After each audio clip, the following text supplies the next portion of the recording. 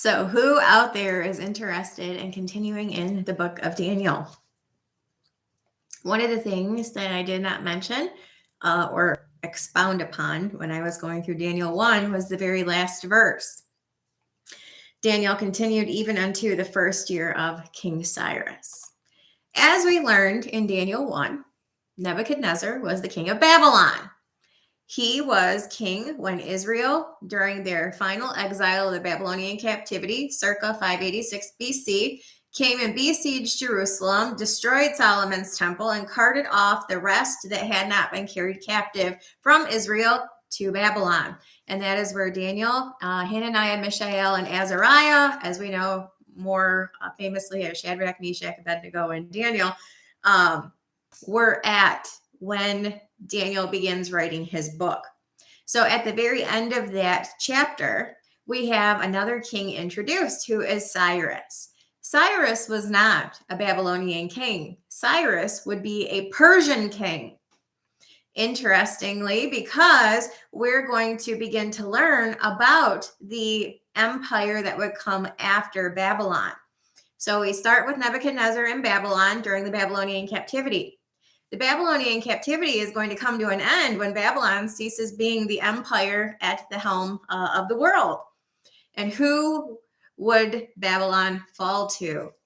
Well, we see the first information about that at the end of Daniel 1, verse 21. Daniel continued even unto the first year of King Cyrus. Again, King Cyrus is not Babylonian, so something's gonna happen. We learn more about this in Daniel 2, where Nebuchadnezzar has this famous dream of his statue. So let's get into this. Daniel 2:1. In the second year of the reign of Nebuchadnezzar, Nebuchadnezzar dreamed dreams wherewith his spirit was troubled and his sleep brake from him. So he couldn't sleep because he was so troubled about his dreams. Now, what did we learn in the first chapter to kind of set us up for what we're going to learn about Daniel in this chapter? Well, after this period of 10 days of testing, proving, trying, there was a reward given to Daniel for his faithfulness and for the outcome of this period of trial, testing, proving. And that had to do with he and the other three, Shadrach, Meshach, and Abednego, refusing the king's meat and drink and said, nope, we're going to follow our God. Give us this time to prove that we're going to be better and stronger for not doing that, and compare us at the end of it. So anyway, I went through that in chapter 1 when I went through chapter 1. At the end of that period of trial, testing, and God had shown his favor upon his servants,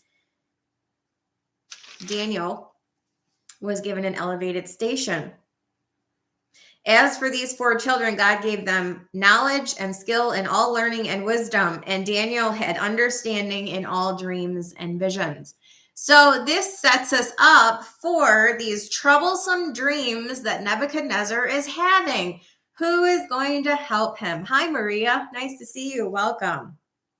So, chapter 2, Nebuchadnezzar in his second year, he's got these dreams that are keeping him up at night, and they're troubling him so much that if his Babylonian magicians, sorcerers, seers can't help him, he's literally having them put to death because he is so troubled about these dreams. Verse 2 of chapter 2, then the king commanded to call the magicians, the astrologers, the sorcerers, the Chaldeans, for to show the king his dreams. So they came and stood before the king. Help him. What are these about? The king said unto them, I have dreamed a dream, and my spirit was troubled to know the dream. Then spake the Chaldeans to the king in Syriac, O king, live forever. Tell thy servants the dream, and we will show the interpretation. The king answered and said to the Chaldeans, the thing is gone from me. If ye will not make known unto me the dream with the interpretation thereof, ye shall be cut in pieces, and your houses shall be made a dunghill. So he says, if you can't tell me what my dream was and interpret it, I'm literally going to lay waste to you and your lives. He was that upset. Can you imagine how upset he would have had to have been to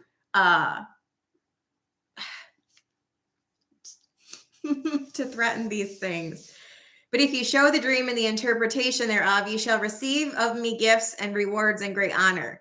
Therefore, show me the dream and the interpretation thereof. They answered again and said, let the king tell his servants the dream, and we will show the interpretation of it. So obviously they couldn't read his mind and they couldn't guess what his dream was. But they said, okay, if you can give us a clue as to what your dream was, then we'll interpret it. And he says, no, I want you to tell me what it was and then tell me what it meant. Well, clearly they're not going to be able to do that without God-given inspiration. The king answered and said, I know of a certainty that you would gain the time because you see the thing is gone from me. But if ye will not make known unto me the dream, if you can't read my mind and tell me what it was, there is but one decree for you.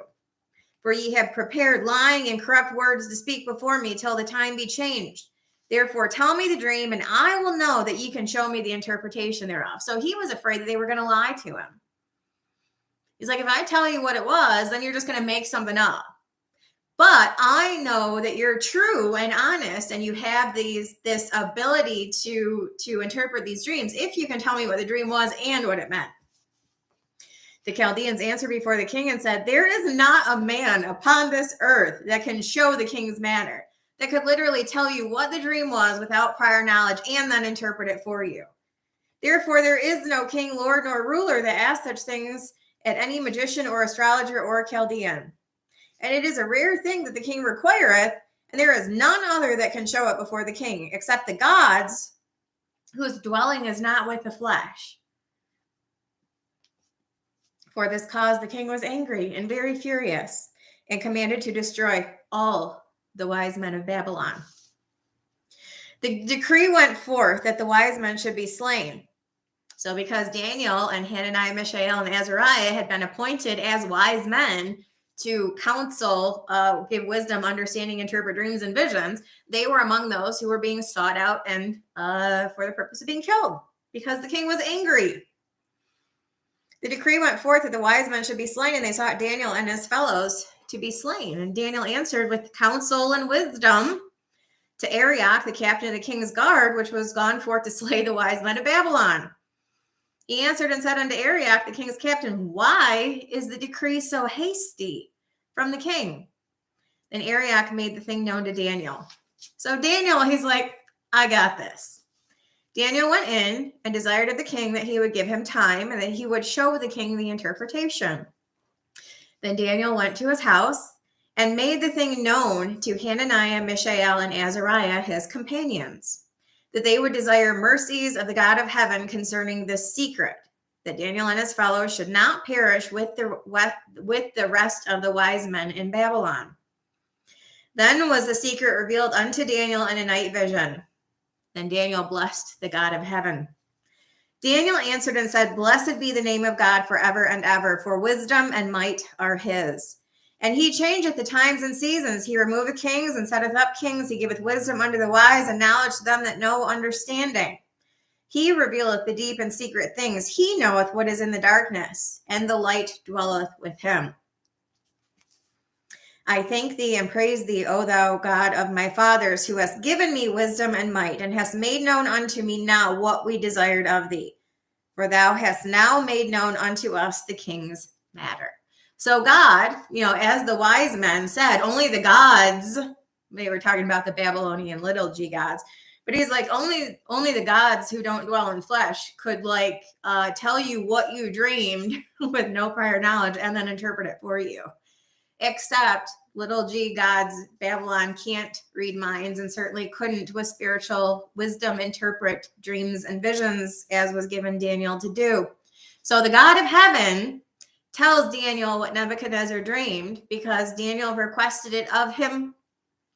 So he told him, and now he's going to give him the interpretation. Therefore Daniel went in unto Arioch, whom the king had ordained to destroy the wise men of Babylon. He went and said thus unto him, destroy not the wise men of Babylon. Bring me in before the king, and I will show unto the king the interpretation. Then Arioch brought in Daniel before the king in haste, and said thus unto him, I have found a man of the captives of Judah that will make known unto the king the interpretation. The king answered and said to Daniel, whose name was Belshazzar, because remember, he changed Hananiah, Mishael, and Azariah to Shadrach, Meshach, and Abednego, and he changed Daniel's name to Belshazzar, which is interesting. Because when we get to another chapter in Daniel, there's actually a king of Babylon called Belshazzar who reigned after Nebuchadnezzar. That was king when the Medo-Persian Empire took over. So I just think that's kind of funny. But Belshazzar must have been a common Babylonian name. I thought that was interesting. But the king answered and said to Daniel, whose name was Belshazzar, art thou able to make known unto me the dream which I have seen and the interpretation thereof? Of course he is.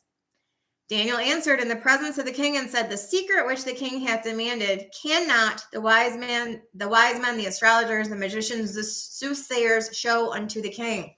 But there is a God in heaven that revealeth secrets, and maketh known to the king Nebuchadnezzar what shall be in the latter days. Thy dream and the vision of thy head upon thy bed are these. Let me tell you. As for thee, O king, thy thoughts come into thy mind upon thy bed, what should come to pass hereafter. And he that revealeth secrets maketh known to thee what shall come to pass. The God of Israel. He showed it to me, and I'm going to tell you. So this is what kept Nebuchadnezzar up at night, and what made him so upset. Because the interpretation of this dream is that, yeah, you're great now, but you ain't going to last.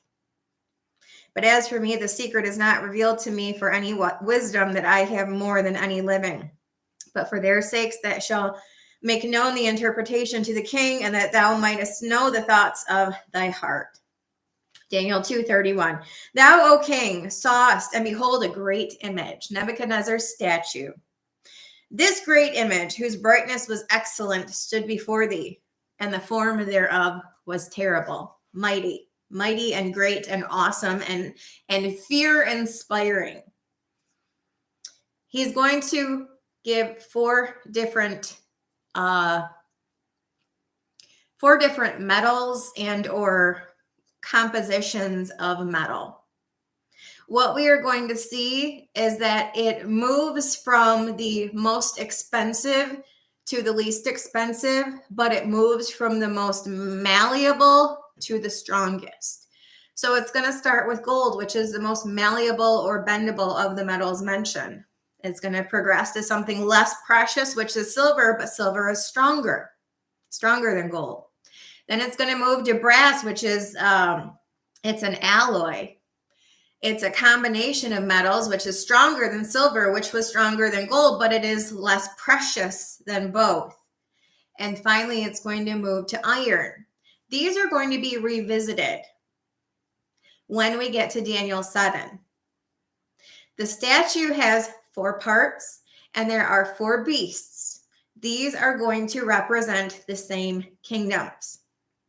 So, I'm going to have probably a wee bit different take on this last, the 4th one mentioned, which is the legs of iron and the feet of iron and clay, because those are both part of the 4th mentioned. Remember the 3 beasts, the lion, the bear, and the leopard, and then the 4th, which was diverse from the 3 that came before. It was terrible, devour, break in pieces, stamp the residue with the feet thereof from Daniel 7, if you're familiar with that, the 4 beasts. Going to Revelation 13, the 4th beast is the beast in the end times. So these latter-day kingdoms, there are 4. It starts with Nebuchadnezzar's Babylon, which is the head of gold. And then it moves to something less precious but stronger, Medo-Persian. Moves to something stronger, yet even less precious, brass, Greece. And then it moves to the legs of iron and the feet of iron and clay. 4th kingdom, 4th beast, Daniel 7, 4th beast, Revelation 13. Hi, Peter. Hi, Tom. Welcome to both of you. So let's get into this. Thou, O king, sawest, and behold, a great image. This great image, whose brightness was excellent, stood before thee, and the form thereof was terrible. This image's head was of fine gold, his breast and his arms of silver, his belly and his thighs of brass, his legs of iron, his feet part of iron and part of clay. So there's 4: gold, silver, brass, iron, and iron mixed with miry clay. 4, just like 4 beasts, 4 kingdoms. Thou sawest till that a stone was cut without hands, which smote the image upon his feet that were of iron and clay, and brake them to pieces. That's Jesus coming back to destroy the beast and the 10 kings at the second coming. Feet, toes, 10. Then was the iron and clay, the brass, the silver, and the gold broken to pieces together, the whole statue and all of the kingdoms that existed. It became like the chaff of the summer threshing floors, and the wind carried them away, that no place was found for them. The stone that smote the image became a great mountain and filled the whole earth. That is the kingdom of God. This is the dream, and we will tell the interpretation thereof before the king. Thou, O king, art a king of kings, for the God of heaven hath given thee a kingdom, power, and strength, and glory. And wheresoever the children of men dwell, the beasts of the field, the fowls of the heaven, hath he given into thine hand, and hath made thee ruler over them all. Thou art the head of gold. And after thee shall arise another kingdom, inferior to thee. Silver is less precious than gold. And another third kingdom of brass, which is yet less precious than silver, which is less precious than gold. But this third kingdom of brass, which shall bear rule over the earth. So these 3 world empires, Babylon, Medo-Persia, Greece. And the 4th kingdom shall be as strong as iron. For as much as iron breaketh in pieces and subdueth all things, and as iron that breaketh all these things, shall it break in pieces and bruise. Daniel 7 and the night visions. Let's talk about this while we're here. Daniel 7:1. In the first year of Belshazzar, king of Babylon, which is not the same as Belshazzar that Daniel was renamed to, Daniel had a dream and visions of his head upon his bed. Then he wrote the dream and told the sum of the matters. Daniel spake and said, I saw in my vision by night, and behold, 4 winds of the heaven strove upon the great sea, and 4 great beasts, 4 great kingdoms came up from the sea, diverse one from another. The first was like a lion, head of gold, Babylon, had eagle's wings. I beheld till the wings thereof were plucked, and it lifted up from the earth, and made stand upon the feet as a man, and a man's heart was given unto it. Behold, another beast, a second. It's the, what did he call it? The breast and arms of silver. The bear, Medo-Persian Empire. Behold, another beast, a second, like to a bear, and it raised up itself on one side, and it had 3 ribs in the mouth of it between the teeth of it. And they said thus unto it, arise, devour much flesh. After this I beheld, and lo, another, like a leopard, which had upon the back of it 4 wings of a fowl. The beast had also 4 heads, and dominion was given to it. This is the thighs of brass. This is the 3rd beast, the Greece. And then 4, which is the legs of iron and the feet of iron and clay. The 4th beast, the 4th kingdom. Just like the statue has 4, there are 4 beasts as well. They correlate. After this I saw in the night visions, and behold, the 4th beast, dreadful and terrible and strong exceeding. It had great iron teeth. Iron, legs of iron. These are the same. It devoured and brake in pieces, and stamped the residue with the feet of it, and it was diverse from all the beasts that were before it, and had 10 horns, because 10 toes. 10 kings, beasts and 10 kings. That is what these 2 chapters are talking about. In Nebuchadnezzar's statue, it's talking about metals, but it's 4 kingdoms. And it's talking about beasts and 4 kingdoms in Daniel 7. They are the same things.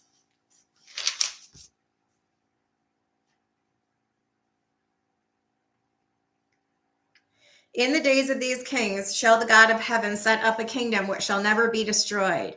And the kingdom shall not be left to other people, but it shall break in pieces and consume all these kingdoms, and it shall stand forever. This is the pivotal chapter to gain understanding, to help us understand that the seventh trumpet in Revelation 7, the seventh trumpet in Revelation 11 is not the end of the 70th week. When the seventh trumpet is sounded, there are a variety of different things that occur. It's at the midpoint of the week. But in Revelation 11, 15 through 17, it says, and I heard another, what does it say? Revelation 11, regarding the seventh trumpet. It says the following. And the seventh angel sounded, and there were great voices in heaven saying, the kingdoms of this world are become the kingdoms of our Lord and of his Christ, and he shall reign forever and ever. Verse 17 says, thou hast taken to thee thy great power and hast reigned. In Revelation 11's seventh trumpet, Jesus is assuming authority over the existing kingdoms of the world for the purpose of judging them. When he returns at the second coming, he is not, according to Daniel, going to assume authority over the existing kingdoms of the world for the purpose of ruling over existing kingdoms. What is he going to do? In the days of these kings shall the God of heaven set up a kingdom which shall never be destroyed. The kingdom shall not be left to other people, but it shall break in pieces and consume all those kingdoms, and it shall stand forever. The seventh trumpet in Revelation, where the kingdoms of this world are become the kingdoms of our Lord and of his Christ. Thou hast taken to thee thy great power and hast begun to reign. Now is come salvation and strength, the kingdom of our God and the power of his Christ. For the purpose of judging these, specifically this kingdom of iron and miry clay, specifically for the purpose of judging that, breaking it down so that when he returns at the end of that period of time, he can completely destroy it and establish his own as a replacement. So a lot of people, Revelation 11, think seventh trumpet is the end because Jesus is setting up his kingdom. It's got the words kingdom and king and ruling and things like that. That was taking thy great power and hast begun to reign. He's not reigning over, during the kingdom, the millennial kingdom, he's not reigning over the existing kingdoms of the world. He's assuming authority over them from a heavenly view in order to judge them via the vile judgments, to tear them down and to replace them with his own when he returns at the second coming, which is what Daniel tells us. He's not assuming authority over them when he comes back. He's going to destroy them, break them in pieces, and they're going to flee away like chaff on a threshing floor, and he's going to establish his own in their place. Verse 45 of Daniel 2, for as much as thou sawest that the stone was cut out of the mountain without hands, Jesus' kingdom, and that it break in pieces. He does not assume authority over them to rule over them. He destroys them and establishes his own as a replacement. The seventh trumpet does not happen at the end of the 70th week. It happens at the midpoint. For as much as thou sawest that the stone was cut out of the mountain without hands, and that it brake in pieces the iron, the brass, the clay, the silver, the gold, the great God hath made known to the king what shall come to pass hereafter. And the and the dream is certain, and the interpretation thereof sure. Nebuchadnezzar probably not going to be too happy, right? Then the king Nebuchadnezzar fell upon his face and worshipped Daniel, and commanded that they should offer an oblation and sweet odors unto him. Because it wasn't a great outcome for him, but at least he knew. At least he knew what it meant. The king answered unto Daniel and said, of a truth it is that your God is a God of gods and a Lord of kings and a revealer of secrets, seeing thou couldest reveal this secret.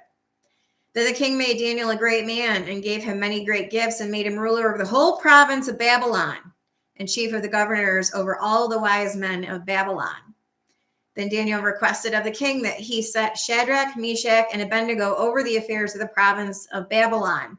But Daniel sat in the gate of the king. So what we take out of this is the introduction that we have to the four kingdoms: Babylon, Medo-Persians. Cyrus, who was the king of the Persians, was already introduced at the end of chapter 1, because Daniel is going to have his place of authority doing his dreams and interpretations and all of that until the Medo-Persian Empire overtakes Babylon, which is the second kingdom prophesied in Nebuchadnezzar's statue. It was the lion, the head of gold, the bear, the thighs and or the arms and belly of silver, and then, or what did it say? The arms and his breast and arms of silver. This is going to be Daniel 7's bear. His belly and his thighs of brass. This is Daniel 7's leopard, grease.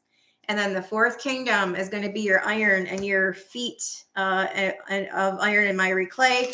10 toes, 10 kings, Daniel 7.